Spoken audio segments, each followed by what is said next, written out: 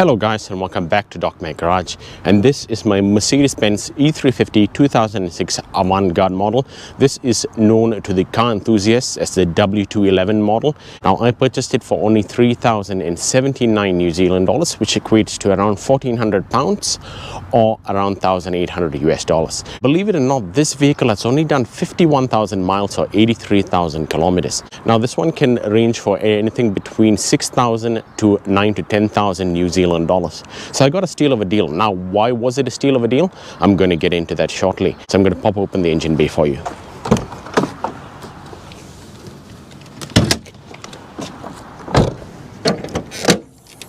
Alright, so under the bonnet we have got a Mercedes Benz M272 engine which outputs 350 Newton meters, 200 kilowatts or 268 horsepower. This is mated to a 722.97 G-tronic transmission, which is bloody powerful. Pretty much when you look at the car, it is quite unassuming that this one is 350 Newton meters.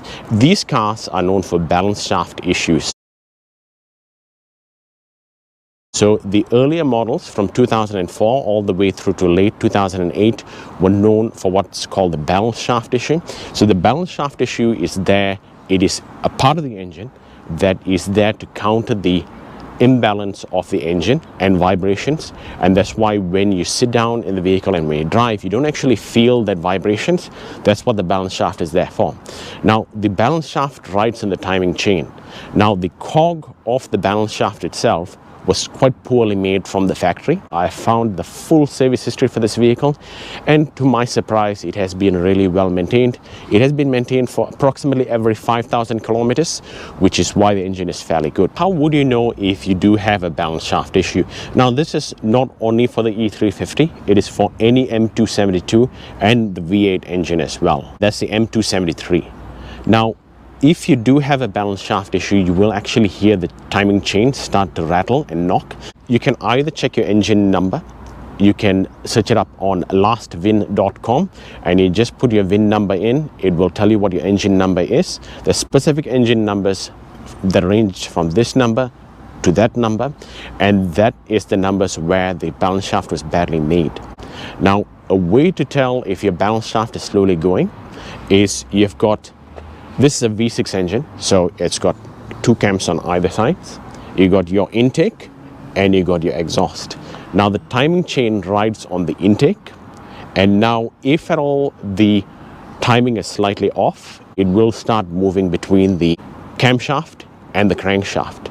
So a way that you can tell is you actually remove the camshaft position sensor on the intake side on both sides, and then you go right down there to the crank pulley and you rotate the engine. Where the camshaft position sensor sits, you will see that there is a little symbol in there, and that symbol has got to be exactly in the center. So let's say, for example, you do rotate the engine by hand and you're looking at this intake camshaft here. You have to see it right in the middle.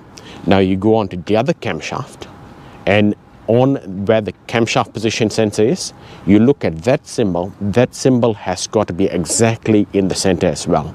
Now if that symbol has moved a little bit out, that means your crankshaft and your camshaft is not in time, and that means your chain is starting to slip and your balance shaft is starting to wear down. Alright guys, so now in handheld mode, I'm just going to show you around the vehicle. As you can see, it looks absolutely stunning. Now initially when I purchased the vehicle, it did have a lot of swirls and scratches, but I have done a 4-stage polish and it had come out perfect with the German polish that I use. I used Auto Stolz, and you can see the result. I had also used the Turtle Wax graphene coating, and it is absolutely perfect now, and it really looks the part. You wouldn't know that this is a 19-year-old vehicle if you saw it. You would probably think it's a 6 or 7-year-old vehicle, and wow, oh wow, can I say this looks absolutely stunning now for a classic Mercedes Benz E350 W211.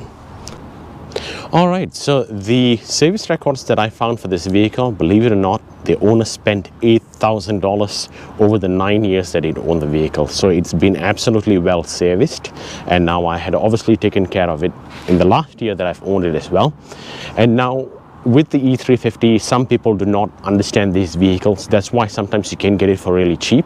So in the auction, when the previous seller noted that there was a valve cover leak, I was wondering, that is pretty strange, because the M272 engines are not prone to valve covers leaking. But the issue wasn't actually the valve cover, because the valve cover is actually attached to the cylinder head. From the factory, it's actually sealed. Now in traditional vehicles, it is actually mounted to the cylinder head through a gasket. You actually put a gasket and then you got your valve cover on top. But on these Mercedes, you do not actually have that. It is all sealed from the factory. So where was the oil leak coming from? It was actually coming from the engine oil cap right here. So what I'd done is I'd sprayed some degreaser around here, took off this cover here, cleaned it off, and I found that the gasket on the engine oil cap itself had actually perished. So I went to the dealer, bought a brand new engine oil cap, and that solved the issue. I do not have any more leaks. So as you can see, the engine bay is quite dry and it is quite nice. Now let me start up the engine and show you how it sounds. And as you can hear, it sounds absolutely stunning. That's the SPC pump making noise now. It's priming. That's the sound you actually heard.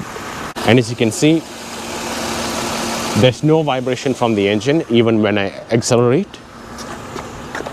Well, maybe a little bit. And for these M272 engines, that is a healthy engine. Now, how do you preserve the balance shaft? At least give it a little bit more life. Your engine oil changes, and only use fully synthetic engine oil, and don't use this rubbish $20 lube service. Service it at people who work on these type of cars, not just any basic vehicle. Alright, so I'm on the inside of the vehicle right now. As you can see, we've got 83,034 kilometers, which is just over 51,000 miles. Now, as you can see, the interior is very well preserved, and I had actually shampooed the original carpets as well. So I'm just going to get down. And you can see that's a really loud horn. Okay, as you can see, I'm running a rubber mat right here, and that is the original factory mats which I'd shampooed, so it came out absolutely perfect. And you can see how perfect the interior is as well. Alright, so I've owned the vehicle for the past year. Now when I bought it, it did come with a MOT, which in New Zealand is known as a warrant of fitness, and in the UK it's a MOT. Now I've recently taken this vehicle for an MOT and it passed with flying colors. After polishing the vehicle and taking care of it for the last year, the vehicle has come through a great transformation. Now, I'm not saying the car was crappy, but it needed a little bit of work here and there, which I'd already carried out. And now it's a stunning example of a W211. Now, if you do drive a W211, either the station wagon or the sedan, or you drive the W210, the previous version, let me know in the comment section. Or if you're not a Mercedes person as well, take a look and consider subscribing if you like Mercedes as well. Now I'm going to take this vehicle for a drive and show you how it drives as well.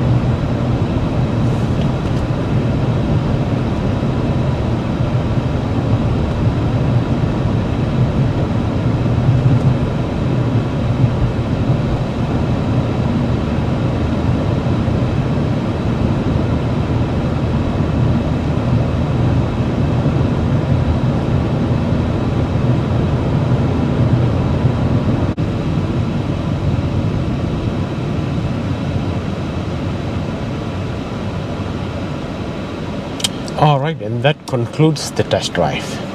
Alright, so that brings me to the conclusion of this video.